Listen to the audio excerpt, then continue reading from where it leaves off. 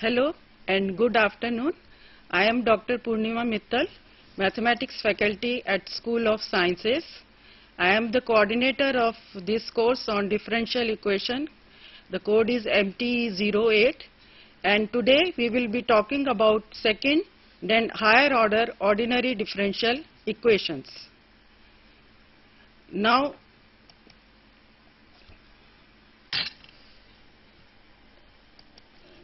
if you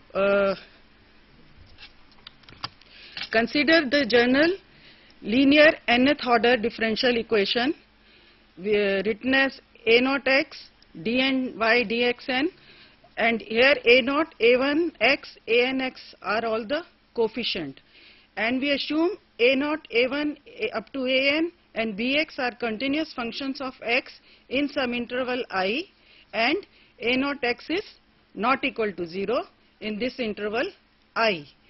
We can write this as the form Ly equal to a naught x dn up to an x y equal to bx. This is just a notation to put it in the form of d, where your d represents, capital D represents d by dx, which is the derivative with respect to x. So because we have up to the term d of n, so this is nth order differential equation. Now as you know, to solve nth order differential equation, we need n initial condition or boundary conditions to find a unique solution. Now, is it that this equation always has a solution? It may or may not have a solution. Also, if the solution exists, the solution may not be a unique solution. So for this, we have a theorem called existence and uniqueness theorem, which gives the condition for the solution to be unique. And the conditions are that if a naught, a1, a2 up to an, that is the n coefficients of differential equation, and the non-homogeneous term bx, they are continuous in sub-interval alpha beta. Say alpha beta, it could be 0, 1 or any interval. It is just notational.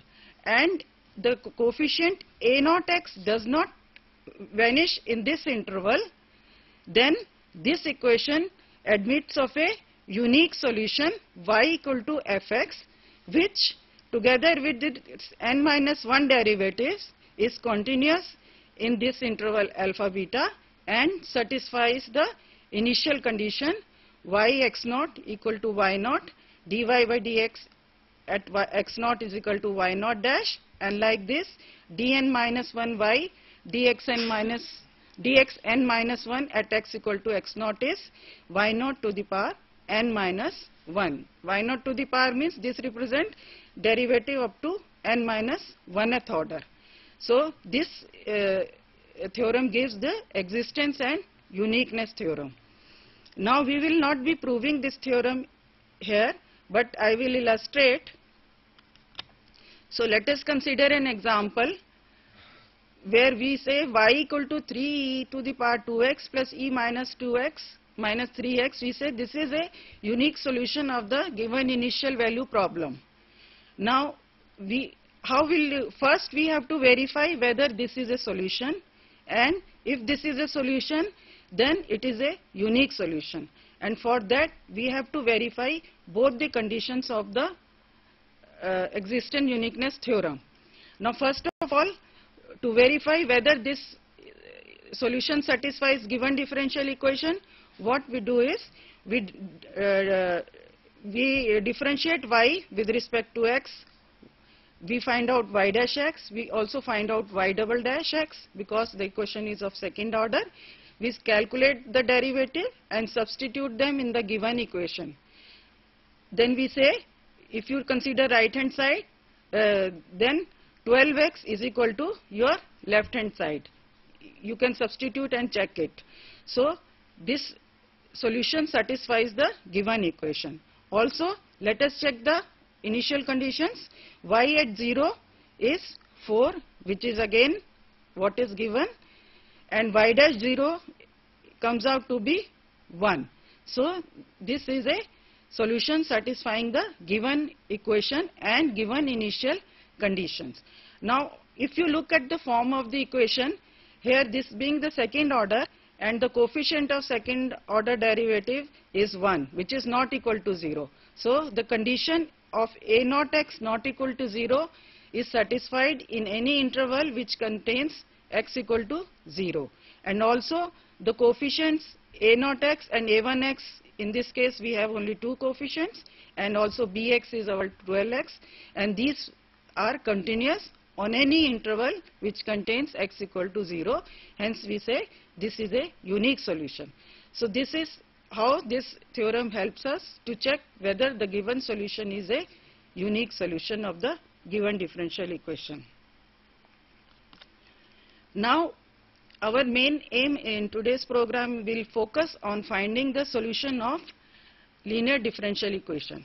Now as we wrote earlier, we can write Ly in a compact form as, in the summation notation as arx dn minus ry minus bx.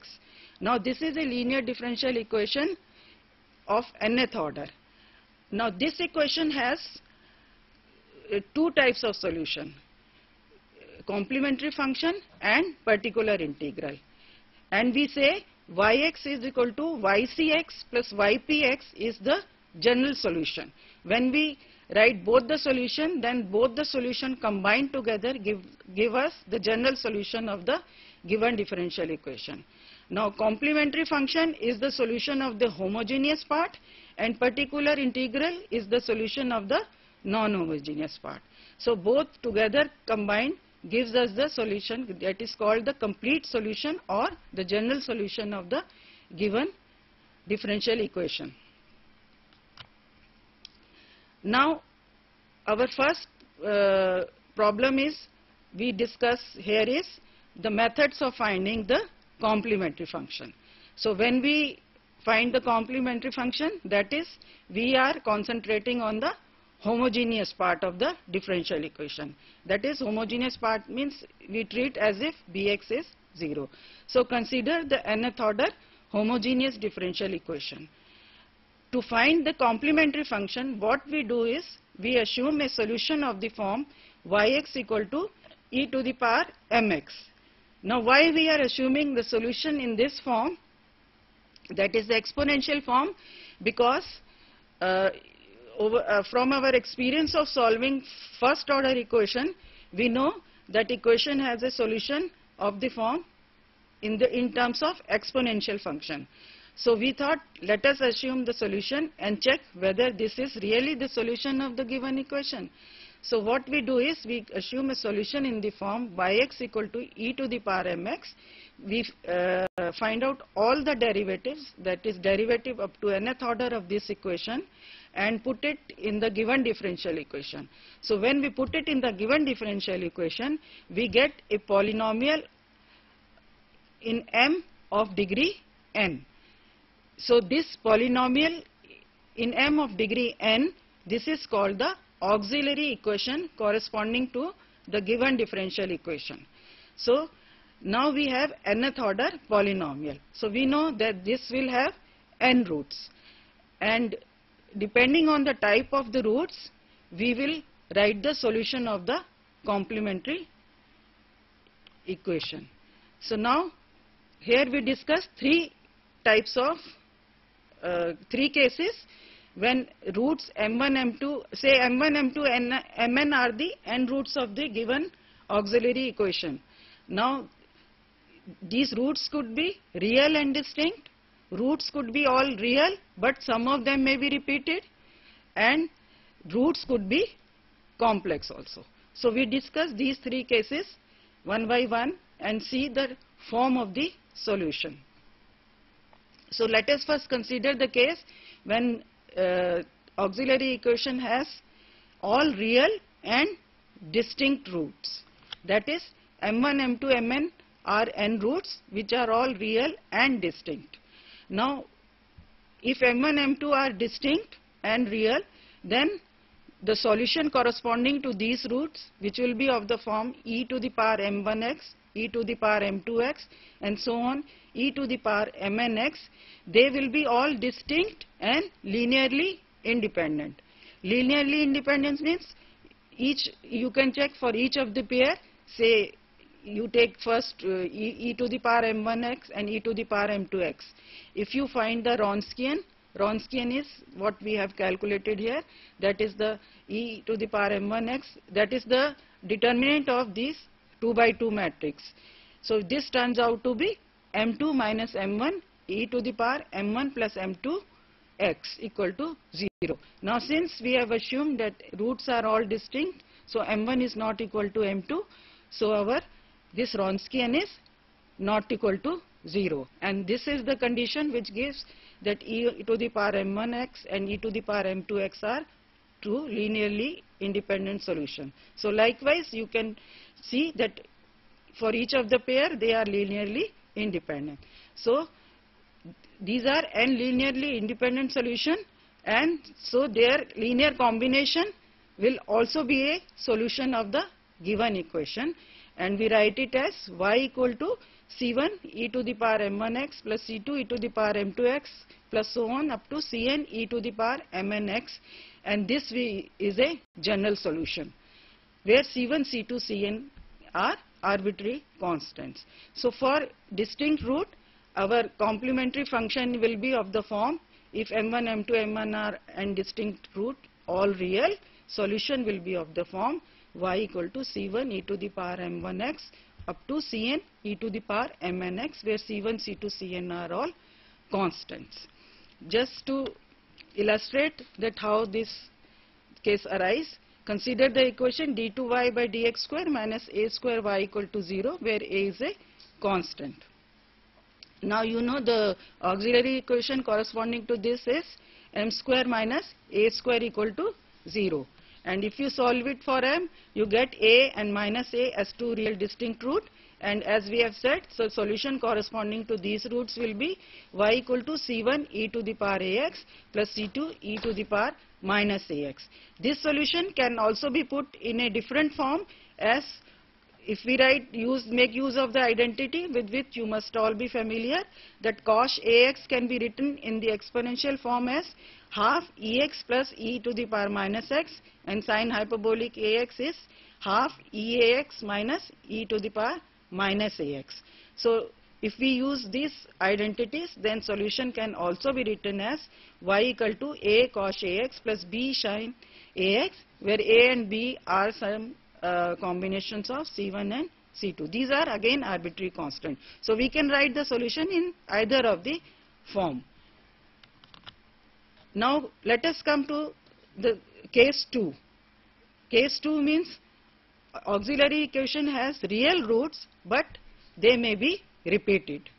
So let us again assume that m1, m2, mn are n roots of the given equation, and let m1 is equal to m2, that is root m1 is repeated twice. So when m1 is repeated twice, then our equation Ly can be factored as d minus m1 into d minus m2, d minus m3, so on, d minus mn, y equal to 0. We can write it in this form because these are the n roots of the given equation. Now if m1 is equal to m2, then this equation reduces to d minus m1 square. This will be repeated and other roots will remain as it is. Now we try to look at the form of the solution corresponding to this repeated root, that is d equal to m1. Now consider the first part, that is d minus m1 whole square y equal to 0. So we can again write it in this equation in the form d minus m1 taken outside, d minus m1 y equal to 0. And if we put v equal to d minus m1 into y, then this equation reduces to dv by dx minus m1v equal to 0, which is first order equation in v. So by your first order methods you can solve it for v, and once the value of v is known, you can again go back to your substitution d minus m1 y equal to v. Again you get a linear equation and of the form d minus m1 y equal to c1 e to the power m1x, and when you solve this you get a solution of the form y is equal to e to the power m1x into a1 plus a2x. Again a1 and a2 are constants. So when m1 is repeated 2 times, then the solution is of the form e to the m1x, and then within bracket you have coefficients as a1 plus a2x. So likewise, if you have out of m roots, say r of them are repeated, that is m1 occurs r times and remaining n minus r roots are distinct, that is your roots are m1 r times, then mr plus 1 and mn, then corresponding to this repeated root r times, your solution will be e to the power m1x into a1 plus a2x plus a2x square up to ar x r minus 1. Because this is repeated r times, so you get powers up to x r minus 1, and for remaining terms your solution will be as usual. So in this case your solution turns out to be y is equal to corresponding to the repeated roots and then corresponding to the non-repeated root, which will be ar plus 1 e to the mr plus 1x up to an e to the mnx. So this is corresponding to the repeated root.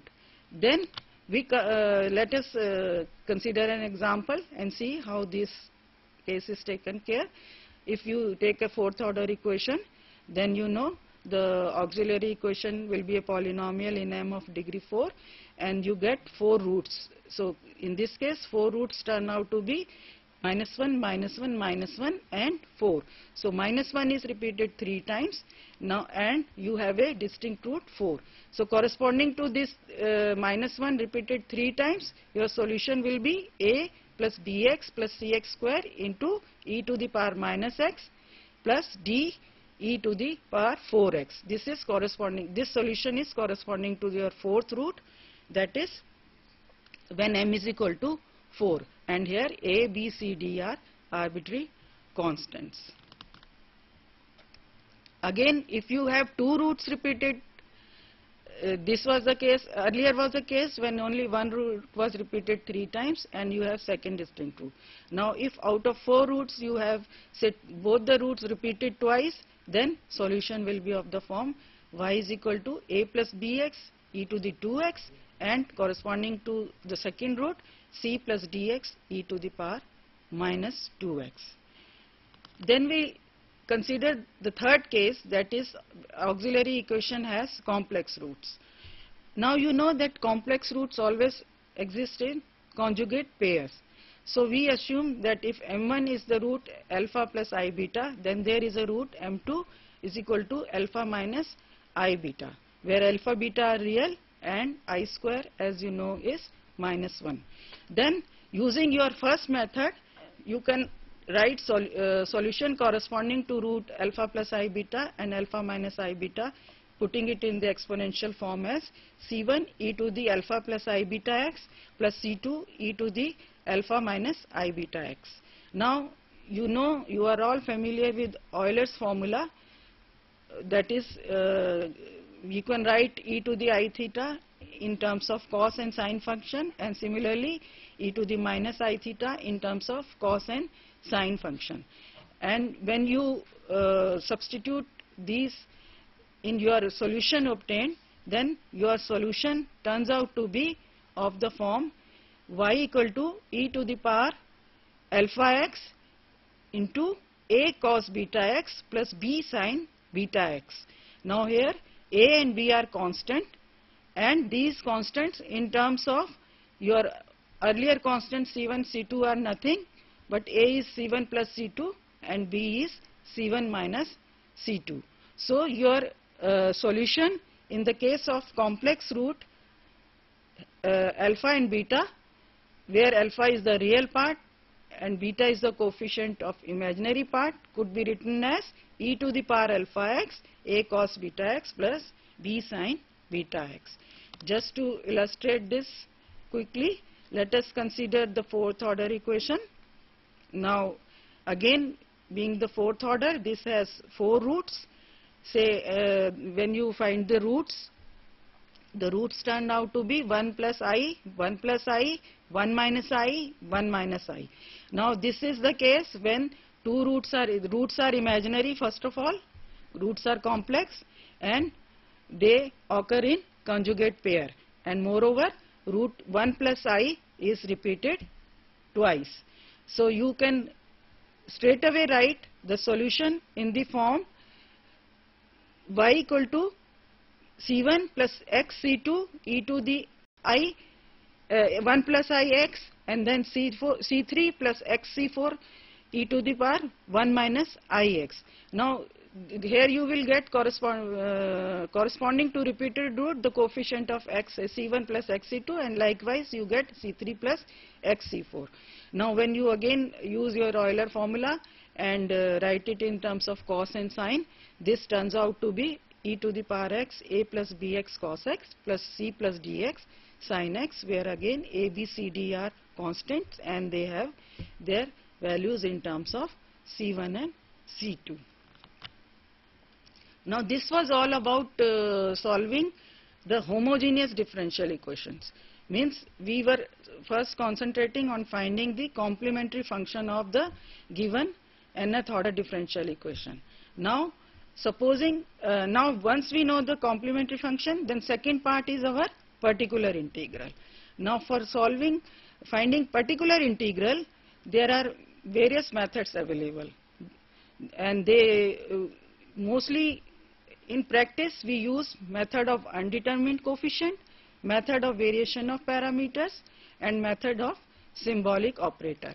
But each one of these has their advantages and disadvantages. Method of undetermined coefficient works only for equations with constant coefficient, and also when your non-homogeneous term is of particular form. Particular form means it could be exponential, it could be a polynomial in x, or it could be sine cosine function, or it could be combination of these 3 functions. So for these type of equation, your method of undetermined coefficient works very well. Though this is concept wise, the method is very simple, but at times for higher order equations, the calculations turns out to be little bit difficult. Then method of variation of parameters can be used both for equations with constant coefficient as well as equations with variable coefficients, and this method is used largely in solving equations with variable coefficients. Then we have but in this case again the restriction is that you should know the solution of the corresponding homogeneous equation. You should know all the solution of the corresponding homogeneous equation. Then we have the method of symbolic operators, which again, like the first method, works well for the equation with constant coefficient. And in this case, advantage over the method of undetermined coefficient is that it works for all types of non-homogeneous term. To illustrate, just give you an idea of method of undetermined coefficient, we consider the second order equation d2y by dx square plus dy by dx equal to x square plus 2x. Now as I say that here we assumes the form of the solution. Now if you look at the non-homogeneous term x square plus 2x, this is second order in x and it is a polynomial. So we also assume a solution of the form ypx equal to ax square plus bx plus cx. Now what here we want to do is we have to find out our coefficient A, B and C, so that this solution is a particular solution of the given equation. And the form of the particular solution assumed depends on your non-homogeneous term, because here we had terms up to x square, so we have also assumed particular solution with x square terms, polynomial with x square terms. Now what we do is we differentiate ypx once, we differentiate it twice, put it back in the given equation, compare the coefficients of different powers of x, and we get the value of A, B and C. And in this case you will see that ypx turns out to be 1 by 2 x cube. So this is we have illustrated for the second order equation, but if the equation is of higher order, say third or fourth order, then your calculation means, because you will have to calculate derivatives up to fourth order, then substitute it in the given equation, compare the coefficients, so method may turn out to be quite lengthy. Now let us focus on the method of variation of parameters, which we said can be used for both for equations with constant as well as variable coefficients. Now we illustrate this method for the second order equation, but method is applicable even for the higher order equations. So we consider the second order equation y double dash plus a1x y dash plus a2x y equal to bx. Here you can see that a1x, a2x are all coefficients of x. Now as I said, the limitation with this method is that we should know the solutions of the corresponding homogeneous part. So here we assume that y1 and y1x, y2x be the solution of the corresponding homogeneous equation, so they form a fundamental solution set for equation Ly equal to 0. Now here we make use of these two solutions to assume the form of particular solution as yp equal to u1x y1x plus u2x y2x. Now here we have y1x and y2x are known to us. We take the particular solution as u1x and y1x, u2x, y2x. Now here we want to find what u1x and u2x are. So to find u1x and u2x, what we do is we calculate derivatives of ypx with respect to x. So we get yp dash is u1 dash y1 plus u2 dash y2 plus u1 y1 dash plus u2 y2 dash. Now because we want our calculation to be simplified, so what we do is to get rid of the higher derivatives of these u1 and u2, we take the first coefficient, that is u1 dash y1 plus u2 dash y2 equal to 0. We assume that this is 0 and we call it as our auxiliary condition, and this is our first auxiliary condition. Now we will be finding two auxiliary condition because our equation is of second order. So this is one of the two auxiliary condition. Now if we assume u1 dash y1 plus u2 dash y2 equal to 0, then our yp dash reduces to u1 y1 dash plus u2 y2 dash. Now we differentiate this yp once again and we get yp double dash as u1 dash y1 plus u1 y1 double dash plus u2 dash y2 dash plus u2 y2 double dash. Now again we simplify our calculation. Now when we substitute the first and second derivative of yp in our given equation, that is Lyp equal to ux, bx is our non-homogeneous term, then our equation reduces to u1 dash y1 dash plus u2 dash y2 dash plus u1 Ly1 plus u2 Ly2. Now Ly1 means the solution y1 substituted in your given equation, and similarly Ly2 is y2 substituted in the given equation. Now as we have said, these are the solution of the homogeneous equation. So Ly1 is 0 and Ly2 is 0. and our Bx turns out to be, Bx is u1 dash y1 dash plus u2 dash y2 dash, and this is our second auxiliary conditions. So now we have two auxiliary condition to find u1 and u2.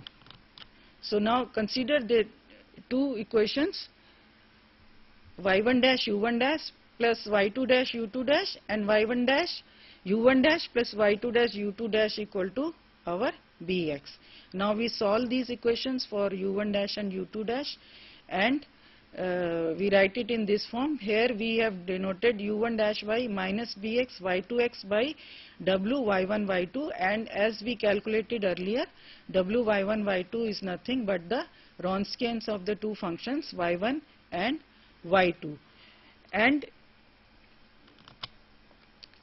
now we integrate these u1 dash u2 dash to obtain u1 and u2, and when you integrate and put it in your particular integral, then you get ypx is y1x into integral of minus bx y2x over Wronskian of y1 y2, and similarly you get y2x and integral of bx y1x over w y1 y2. Now this is your particular solution. So in the method of variation of parameter, what are the main steps?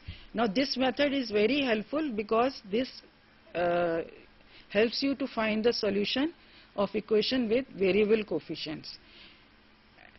So what are the steps involved in this method?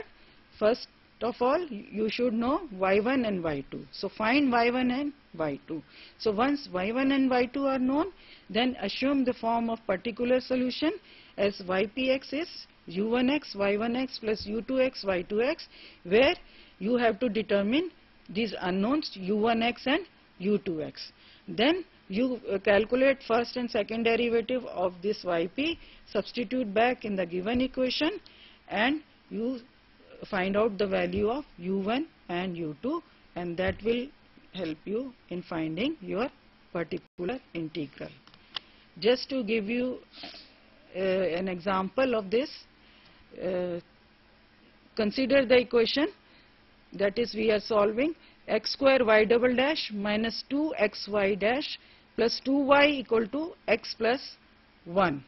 Now here you can verify that y1 is x and y2 equal to x square, that is x and x are the two solutions which satisfies the homogeneous part. So we take particular integral in the form u1x x plus u2x x square, that is the linear combination of these two solutions x and x square. Now here we have to find two unknowns u1 and u2. So we follow the procedure, we find out the first and second derivative of ypx, substitute them in the given equation, and we find that u1 dash x turns out to be minus 1 by x minus 1 by x square, and u2 dash x turns out to be 1 by x square plus 1 by x cube. So we integrate these terms and we get u1 and u2 and substitute them in our ypx and get ypx to be half minus x ln x, and we get our complete solution as the complementary function, which is c1x plus c2x square, means linear combination of x and x square, and then the particular solution we have just obtained.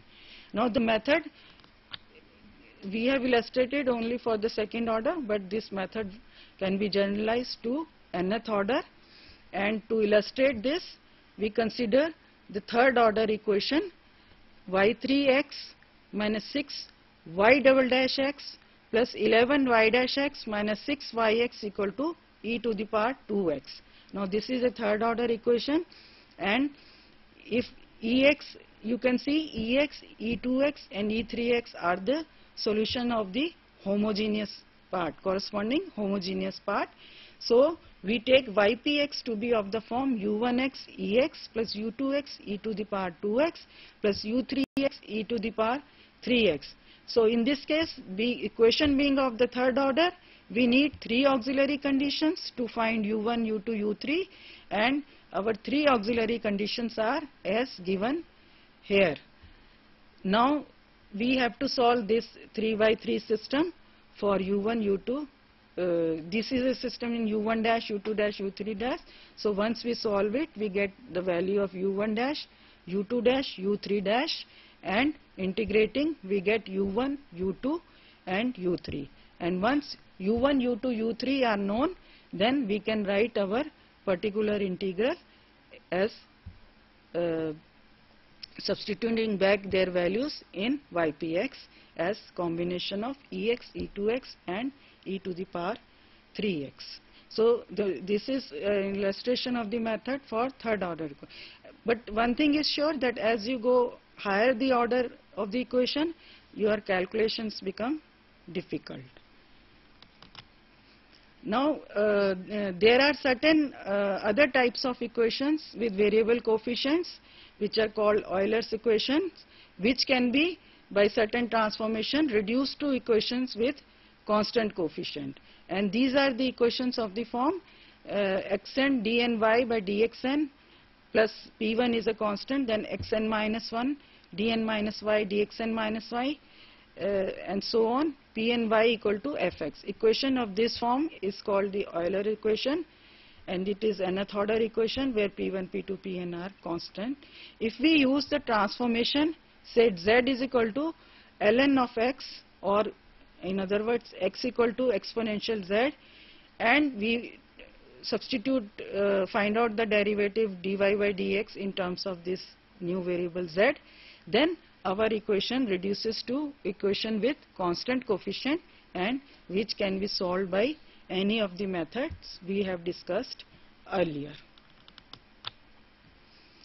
Now we consider the second order linear differential. Let us see the general form of second order linear differential equation, which is px d2y by dx square plus qx dy by dx plus rxy equal to gx. Now here px, qx, rx are all functions of x. Now as such there is no general method of solving such equations, but there exist certain transformations of dependent and independent variables, and by using these transformations these equations can be reduced to first order equations which are of the known form, and then they can be solved by any of the method known to us. So for as such there is no general method, but certain transformation helps us to reduce it to familiar first order equations. Now this type of equation has large number of applications in physics, and to name some of them, it helps in the study of mechanical vibration and theory of electric circuit. So in the study of mechanical vibration and electric circuit, the equation obtained is of this form. Now mechanical vibrations, you say you know exist, you must be all familiar with this. When a body in the stable equilibrium is disturbed, when you disturb the equilibrium of a stable system, then the system is in mechanical vibration.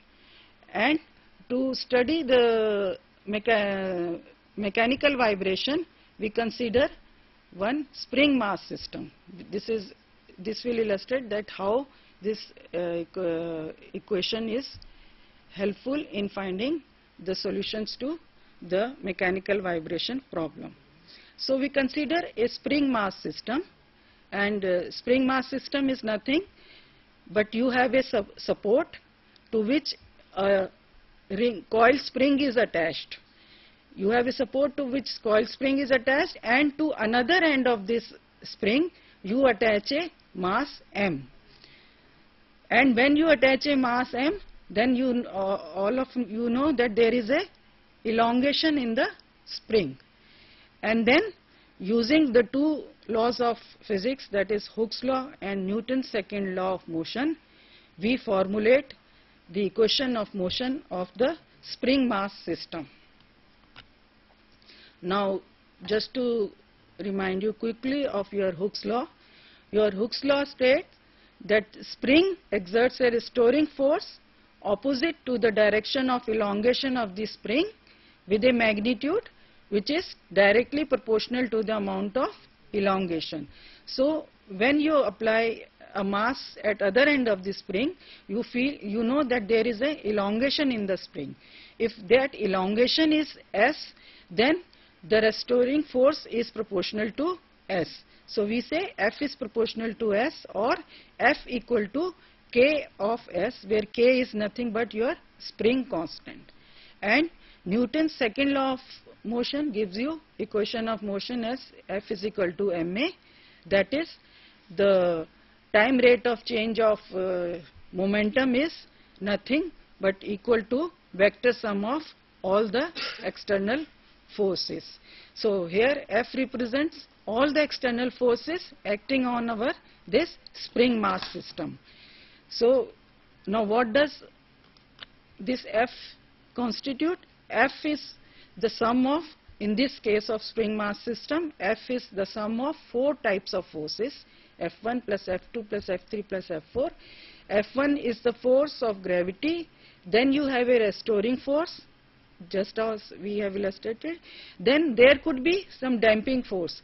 This could be due to air or some other factor.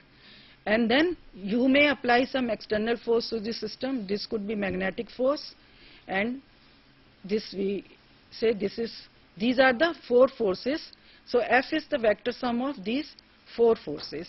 And in the case of spring mass system, where mass m is applied, this force of gravity is mg.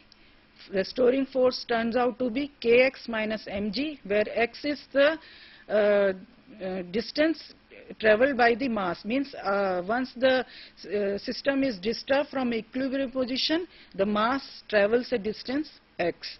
So this restoring force is nothing but minus kx minus mg.